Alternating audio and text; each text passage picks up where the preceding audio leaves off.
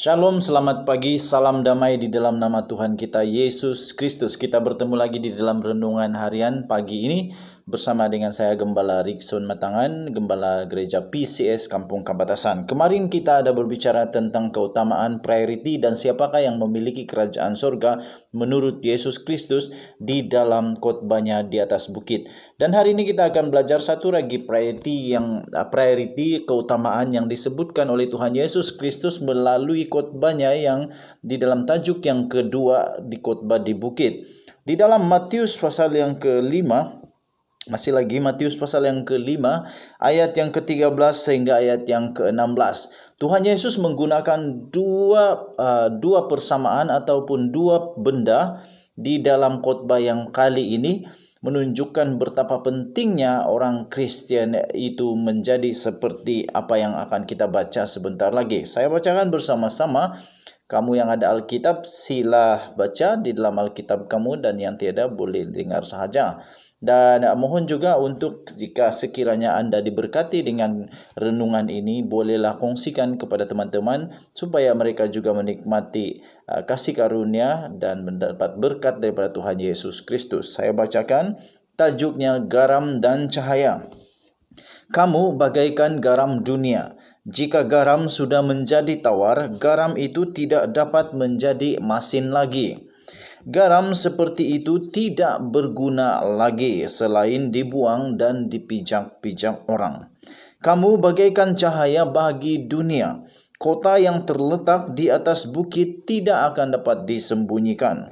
Tidak seorang pun memasang pelita lalu menaruhnya di bawah pasu, tetapi dia akan meletakkannya di atas kaki pelita supaya memberikan cahaya kepada setiap orang di dalam rumah. Hendaklah cahaya kamu juga bersinar di hadapan orang, supaya mereka melihat perbuatan kamu yang baik lalu memuji Bapa kamu yang di sorga. Saudara yang dikasihi di dalam nama Yesus, kita tahu bahwa betapa pentingnya di dalam kehidupan kita sehari-hari yang namanya garam dan juga cahaya.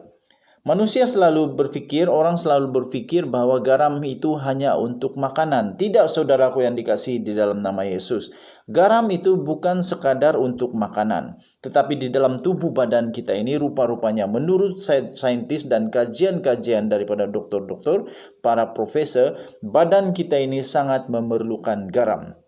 Sekiranya badan tidak cukup garam, kita boleh menghadapi masalah kesehatan yang sangat teruk dan boleh mengakibatkan kita akan meninggal dunia. Pertama. Yang kedua, cahaya juga sangat penting kepada kehidupan orang-orang. Siapa sekalipun di dunia ini, cahaya itu sangat penting. Bagaimana kita boleh hidup tanpa cahaya? Kita akan menjadi buta dan kita akan menjadi tidak ketentuan, tidak dapat berbuat apa-apa sekiranya tidak ada cahaya.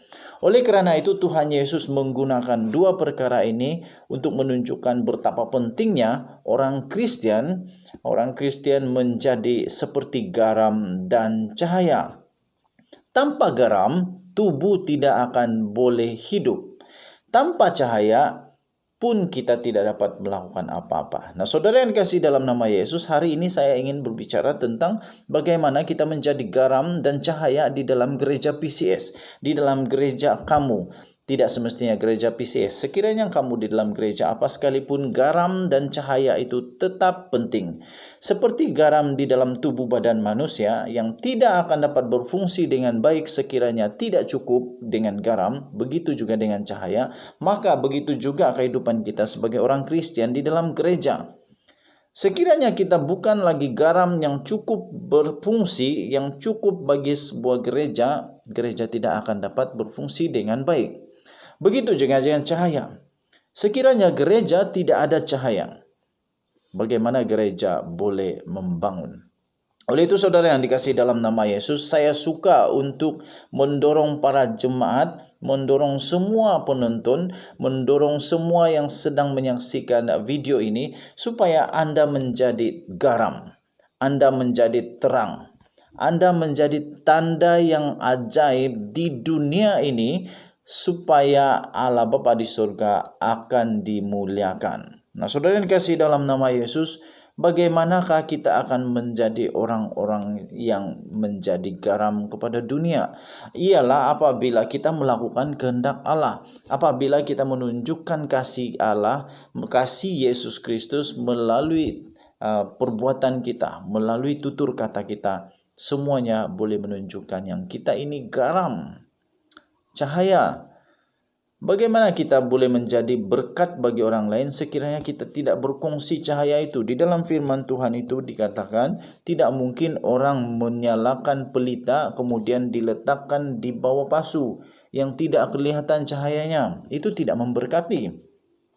Tetapi orang yang bercahaya, cahaya yang dibakar itu, lampu yang dibakar itu hanya akan berfungsi sekiranya diletakkan di kaki lilin dan akan menerangi semua ruangan.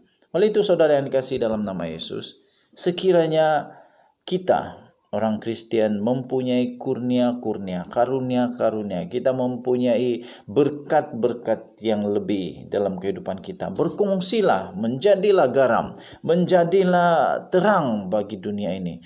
Terutama untuk gereja kita, jadilah terang, jadilah garam, dan pasti kita akan sentiasa diberkati. Nah, saudara yang dikasihi dalam nama Yesus, sekali lagi, kita jadilah garam. Sekiranya garam itu tidak masin lagi, apalah guna garam itu? Di dalam firman Tuhan tadi dikatakan oleh Tuhan Yesus sendiri, garam seperti itu yang tidak masin lagi, tidak berguna lagi, hanya patut dibuang dan dipijak-pijak manusia. Saudara yang dikasihi dalam nama Yesus, begitu juga dengan cahaya.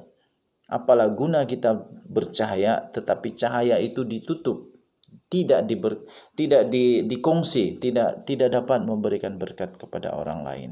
Oleh karena itu saudara yang dikasihi dalam nama Yesus, mari kita bersama-sama menjadi garam.